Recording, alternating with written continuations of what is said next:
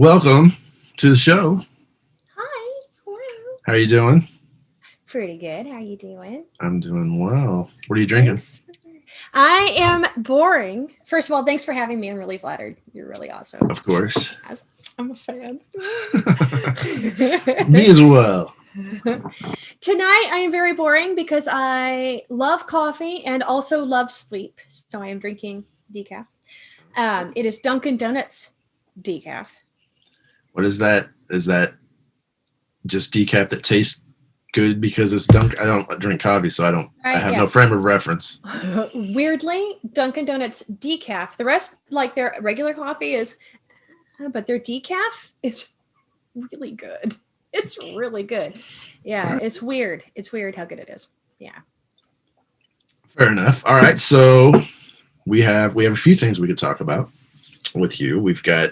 I want to start with Clearly Guilty, your Yay! band. Yeah. Um, well, why? Okay, why Clearly Guilty? How'd you land on the name? That's really, it's a funny story. We made a list and we chose one.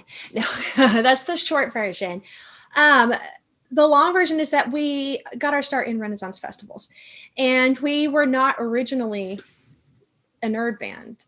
We were a That's right. Okay, yeah, you're conglomerate. a nerd band. We need to tell that Yes, too. back up. Yeah, Yeah, yeah. Start over. No, yeah, yeah, yeah. yeah, we are specifically a nerd humor band these days, but we did not get our start that way. We got our start doing a lot of like bar music and drinking music and stuff. We Okay, were a conglomeration of two separate groups, and one of those groups brought over a lengthy repertoire of body material, which we still do. It's just nerdy. The album that I have written throughout 2020, I'm looking back on the songs I've written, and a lot of them are extremely horny. I'm just like, what has happened? What does this say about me as a person? Um, but we had a lot of material, a lot of adult songs, and but also a lot of like Irish music and just traditional Ren fare, right? And so we wanted something that was kind of themed to our environment. But the problem is that when you're doing the same thing that everybody else is doing, you really have to stand out. sure. And so we, at the time when we first got started, we were a 5-person group, and we had a lot of songwriters in that group. And one person wrote a song about we wrote a lot of songs about ourselves and our adventures. But one of those songs was about us being superheroes. Nice. And then I wrote a song that we still play today called Standard Action, which is about my first time playing a Pathfinder cleric. Nice. you know, Nice.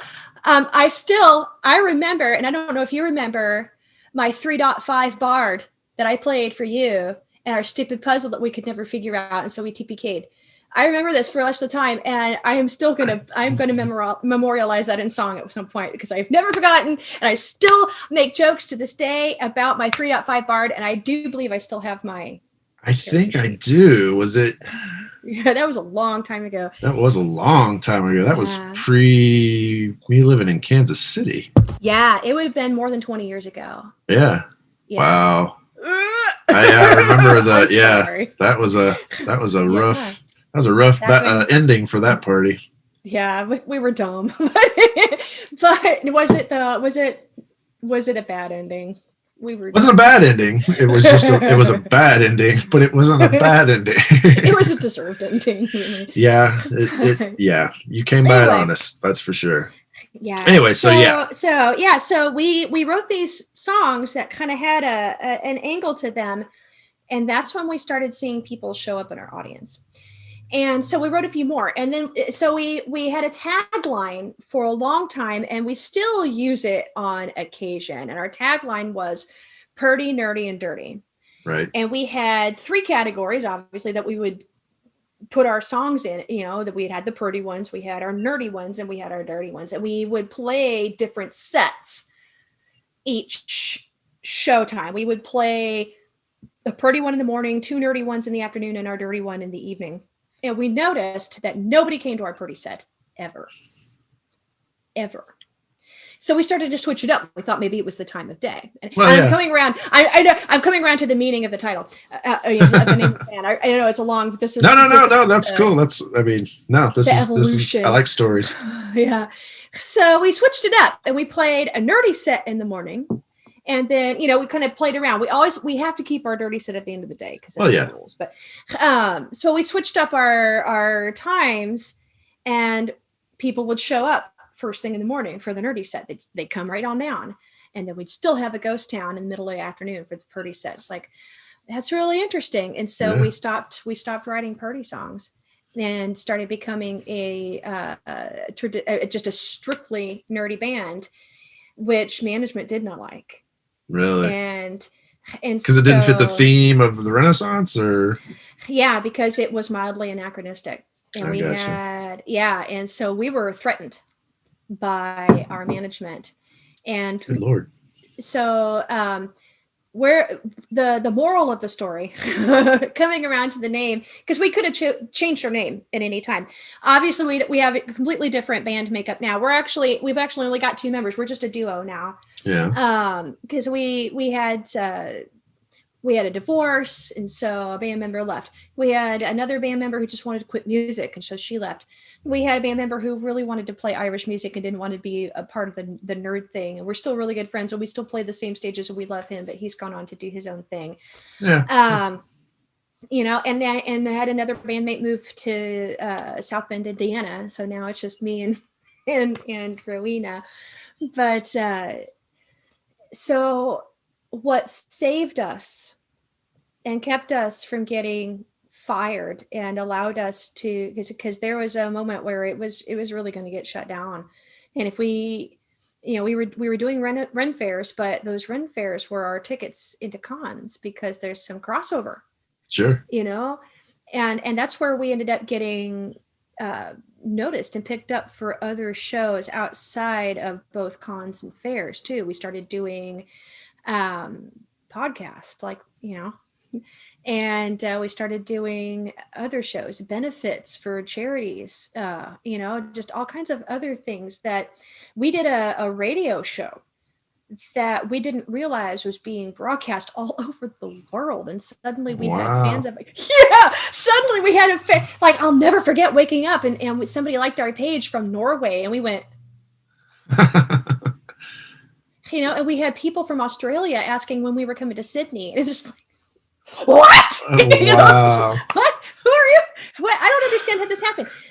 So that was really bizarre. And so what saved us and allowed us to start building that, because we've been building this for almost 10 years, right. and since the end of 2012.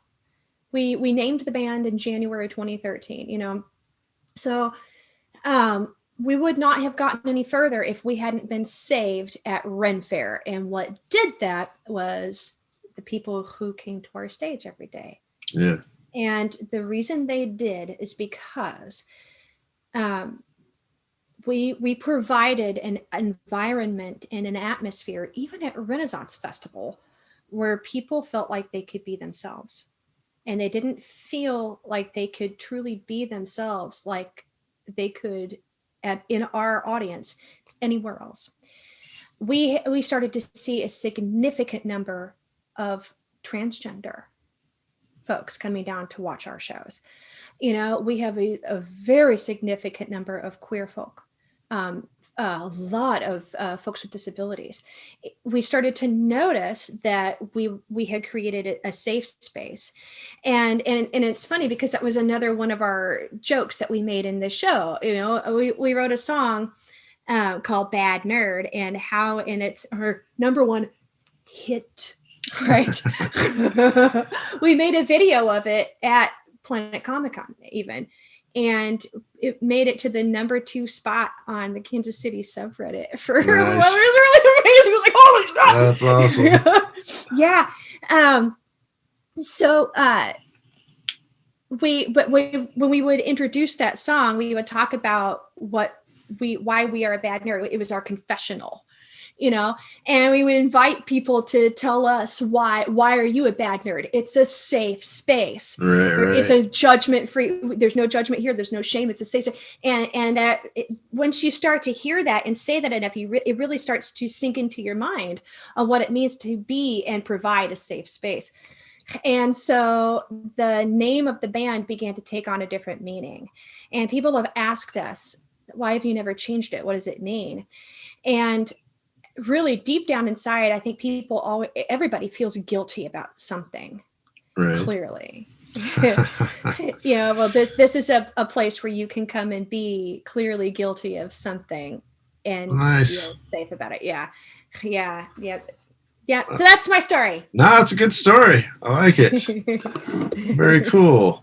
So now, okay, so Rowena, right? And you're Vesper. I'm Vesper. Mm-hmm.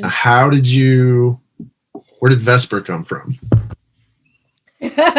She is the name of my very first druid from EverQuest, which I wrote a song roasting mercilessly. I found out at some New Year's Eve party, and this was a few years ago. And unfortunately, now this means every year I have to look up EverQuest to see how many expansions we're on. But I found out one year, and when we recorded the album, there were 23 expansions, and that blew my mind. It blew my mind. 20 what? Yeah. Because you remember? I do. Because, spoiler alert, we used to be roommates, and I would sit on my stupid little gateway computer and play EverQuest. And yes, you did. So my druid from EverQuest is my moniker. That's awesome, though. I used to be a part of an 80-man raid heal chain, and you get used to hearing your name over chat enough that you respond to it. And so I figured it was an easy pseudonym to go with, stage name to go with, because if somebody in a crowd yells Vesper, I'm going to turn my head. Right. Yeah. Just like yelling, Libby. Yeah. Then I will also reach for the 7 key. It's cool that you've got all these little touches from life, mm-hmm. and things that you love in life, and like they've just all woven into this infusion of things you love. Like that's got to be not like work at all. I mean, it's very special. Yeah. So and I think that's why we don't do it professionally. It's because we don't want it to be work. You don't want to change it, right? I get that.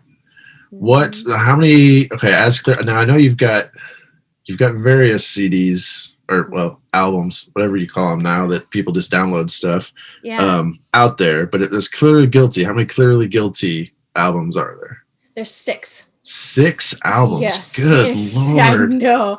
In fact, the first 2 I think may be out of print. We may not be able to get those anymore, but we are starting to remaster them and put a few songs on subsequent albums. Okay. So there are some from the first album on the 6th, but not very many, just like a couple of them. I think there's 2 of them. That's kind of slowly over time. We're taking the highlights because there's some songs on those 2 albums that we've never really played at shows or anything like that. We're taking the ones that we do, right, and carrying them forward and remastering them because I'm pretty sure they're out of print. But the one that the most recent one we released, we released it in March. Wow. Of 2020. Yeah. Yeah, we sure did that. Yeah. You know what we named it? No idea. We named it What's the Worst That Could Happen? So it's your fault.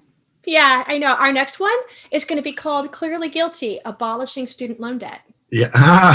Yeah. Yeah. I don't know if you can go that well twice, but we'll find out. We'll find out. Yeah, it'll be catchy or dumb. It's par for the course either way. Classic Guilty. Yeah. So, okay, so with the 2 of you now, do you both write songs, or are you the songwriter, or? I'm the songwriter. Okay. Yeah, and the prime is, although she gets the veto power, Okay. and she also is there to definitely, because there's been times when she's like, if you say it this way, it'll be funnier, and she's usually right. Nice. Got to Yeah, tweak the jokes. Yeah, no, that's yeah, important. she's good. Yeah, she helped me make a Firefly joke in the right spot for the EverQuest song. Actually, I know that sounds funny, but it's true. Nice. Yeah. How do you approach a song? Is it lyrically first? Is it music first? Does it change? Has to be a little bit of both. Yeah. Because your time signature and your melody structure is going to determine your meter, right? Okay. But how I approach a song, there's a formula. Especially if I'm going to write a comedic song, and not all of my songs are comedic. The one that I put out for January is cute and it has some moments, but really I went to just punch the feels in that one, and it was about the end of The Mandalorian, which I won't spoil because I don't know if anybody's seen it, but it was about the end of the Mandalorian. Yeah, it had a lovely finale that made us feel things. Oh, and for real? Yeah, no, I definitely had the feels. So many. Yeah. Yeah. And so I had to put something in there. And then, of course, I made the bridge funny because of reasons pertaining to damn, this is hard. Yeah. Because of that thing that happened, and it has a downstream consequence because of what we know happened. And then yeah. Star Wars. So yeah, that was a good time, but I really went for, hammering the feels. But usually when I approach a song, like I'm probably gonna write the Skyrim song. I still want to write the Last of Us song. I usually will write about something that I know. Which is why we still game. It's research. I have to. Yeah, sure. I have to. Send it into the tax man. Like, this is all, I can write this off. I needed this for research. I've considered this. Because D&D books are expensive. Yes, they are. Yes, they are. But if there's a formula to writing a funny song. Comedic songs have a formula that really, it's kind of like and I'm going to patronize you, but I do also write like fan fiction, right? I write stuff that isn't music as well, and when I'm writing fiction, I heavily outline because I know myself, and my mind will wander. I will go places it's really not supposed to go, and sometimes you really need to do that because it'll come up with a better idea than your outline had. But I have to have some kind of structure. Sure, no, yeah, I get that. But one of the resources that somebody was kind enough to send me was one of those story clocks, where where you get to the 6 o'clock and here's your turn, and but it gives you, I can't remember everything that's on it because it's been a while since I've looked at it. No, but I know what you're talking about. It's like, okay, it kind of tracks pace. It kind of tracks yeah. And if you still have that, will you send it to me again, because I can't freaking find it. I'm sure I have something somewhere. Yeah, I can't freaking find it, and I really need it because I started writing another fan fiction, and I've also been wanting to write some original fiction, but I've reached a moral conundrum on a character. Anyway, so I approach songwriting the same way. There is a story wheel that gives a comedic song some structure that makes it feel satisfying to the listener. And you start with your setup. It's just like telling a joke, except you have to make it rhyme, right? You start with your setup, like any joke. And your first verse is always the setup to the joke. Like, I'm trying to think of a good example. I have okay, so we've got one song. It's my favorite song that we do. And we haven't been. You actually have a favorite, okay? Yeah, I do. Actually, I do. I have a couple of favorites. One of them, unfortunately, doesn't follow the formula, so it's a bad example. But it was about the season 8 of the Game of Thrones. There was easy pickings. Yeah, sure. There was no way that one was going to lose. Right. And, but my favorite one is actually about Mass Effect. But a particular aspect of Mass Effect. There you go. Where you have your setup in the whole first verse. I'm talking about, I'm in my pajamas. It's the end of the day. Gonna blow off some steam, and I got my controller and I'm gonna light up some candles and I'm ready to lay this out. And then the chorus is where your punchline hits. That first chorus is punchline. I'm getting ready to play this game because there is an alien I'm gonna and then the rest of the song, that's the setup, right. But you still have the rest of the song. And so you have two different ways you can go from there. You can keep alluding to the same joke, but doing it in different ways, which means you're going to have choruses that change every time. You're not going to have the same chorus like you do in regular songs. Yeah. Or you do work with the rule of 3, where you set up an expectation the first 2 times, and then on the 3rd time you switch it up to do something else and then resolve, which I haven't done yet. And I need to figure out how to do that. I would like to employ that rule because it's a good comedic rule and it always makes me laugh. But that's how I approach a song. It's okay. I pick a topic. I pick a time signature. Am I going to do this in, the last song I did it in 6/8 because I hadn't done one of those in a while. And I like a, because they're the kind that make you sway back and forth, Right. I wanted that feel, I pick a key because we're 2 sopranos. There's really only 3 of them. So I pick one of the 3 and go with it and hope all the songs don't sound the same. Yeah. Yeah, I mean, they don't. I haven't listened to all 6 CDs. I'll admit, but of the ones I've listened to, you've got a variety of sound. Like, how many songs can you do in 3 keys? Right. Yeah. That's true. So what? I had a thought. What was the thought? Oh, where do you get? First of all, do you stick to the? I know you did. What is it? Nerdy, dirty, Nerdy and dirty. Yeah. Purdy, nerdy, and dirty. You jettison Purdy? No. Nowadays, our Purdy is still nerdy music. That's where our non-comedic nerdy music goes. Yeah. Okay. Although, really, nowadays we kind of break up we still use it as a tagline to describe us. But we don't break up our shows that way so much anymore. I gotcha. Is that the main reason you had 3? Is because you broke them up? Yeah. I gotcha. Yeah. Okay. Nowadays we still have 3, but our shows are broken up by here is our Star Trek and Star Wars. Actually, no, that's not true. We have gaming. Okay. The gaming set, because there's so many. Sure. Yeah. Like the one that we just did that was about. Oh, this is one of my favorite ones. That we haven't played this one because it's still new. It's especially since we've been in pandemic, and so people are starting to play online, right? Right. And the premise of the song is that I am asking my significant other to engage in gaming online with friends, but it sounds like I'm asking for a threesome. Oh, gotcha. Okay. Yeah. So that's fun. Lots of stuff like that. Yeah. So we have gaming and everything else, and the actual dirty music. Gotcha. And there's some crossover. Yeah. Sure. Where do you are you with the comedian? I mean, I would think with comedy you could be influenced all over the place, but what's musically?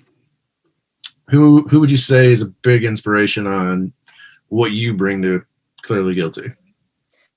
Weirdly, it's not musical. My inspiration for comedic music is not music. Okay. It's just so weird. The number one thing I do to get myself into the mindset to go and write a good comedic song is I watch a few episodes of Futurama. Nice. Solid comedy right there. That gets you, because the dumber a song is, if you pour 3 days of effort and time and creative energy into this brain baby, grows up and becomes a fully fledged song, like a flame to a supernova, right? And you look at that thing that you have crafted and you can say to yourself, this is the dumbest thing I have ever written. Then you know you've done it correctly. Nice. That is the goal. That's the goal. Yeah. I wrote a song. So it was Martin Luther King Day, 2018. And that weekend, I started a piece of Star Wars fan fiction that I ended up writing 250,000 words. Good God. Yeah. Yeah. It was, I was like, what have I done? So, and I had an outline. What have I done? I wrote this thing and it wasn't even finished. It would have seen 350,000, but I saw the last film and then I just stopped. I was like, no, this isn't worth it. Oh man, to have that much in though, God, that'd be hard to. I mean, it was very easy. I was done. I was like, nope. I will take this creative energy. And that's when I wanted to start writing something original. I was like, I can take the same plot and just put it over here and do something different with it. So that's what I did. Yeah. But so I spent an entire 3-day weekend and I promised myself that I was going to write a song that weekend. I had to because we have a Patreon and we have to write a song a month. We have to. And so I was like, okay, this is the weekend. I have 3 days to do this. I can take my time with it. Right? Yeah. No, that is not what I did. That is not what I did. I wrote fan fiction for that entire 3 days. And at 8 p.m. on Monday night, I was like, oh no! Oh my God! I was going to write, what do I do? What do I do? So I wrote this stupid song about wasting an entire 3-day weekend writing fan fiction instead of song. Well, there you go. You were properly inspired. Yes, and that song got picked up by the FUMP, by the Funny Music Project, and because it was truly stupid. It was truly stupid. Truly stupid. Yep, and that's how you know that stupid is what works in comedy. Yeah. That's awesome. Totally dumb. Yeah. Wow. Thoroughly stupid. Yeah. What? Let's see. So. Got 6 CDs. You do a song a month on Patreon? Yeah, sure do. Okay. I'll be sure to put the info down below. So if people find you, where else can they find you? They can find us on Facebook, facebook.com/clearlyguilty. We are also on Bandcamp. You can actually find all of our music on Bandcamp. Okay. We do put it out there. And they, every now and then we will do a show throughout the pandemic, the entirety of the pandemic, one Friday a month. Bandcamp waives the percentage that they take off the top. Oh, wow. So all the money is free and clear. And so we haven't done a show a month, but every 3 months or so, right, we'll do one on the Friday that Bandcamp does their thing. And I think we're trying to do one in March. But okay. we haven't gotten off our butts yet to really put that together. So we'll get there. It's fine. I'll definitely put that below. Yeah, but Bandcamp is good. And again, it's bandcamp.com, Clearly Guilty. Mm-hmm. Or actually, no, it's clearlyguilty.bandcamp.com. I'll find out what the link is and I'll make sure. Yeah. Okay. And I'll have it all below so everybody can find you guys. It's 50-50. Yeah. Well, at some point I need to have Rowena on. Yes. To get her take on things as well, because there's certainly, I mean, plus she can talk about what it's like to write a song with you and put up with me, put up with you, and I'm sure it's you guys are fun live.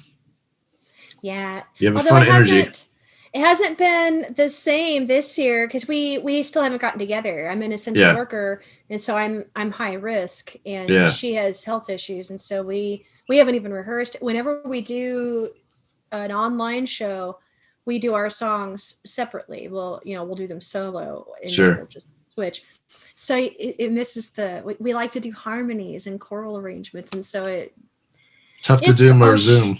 Yeah, it is. It's impossible. And so, it's a show. We can say that, yes, it is a show, but it is not 100%. Not the real thing.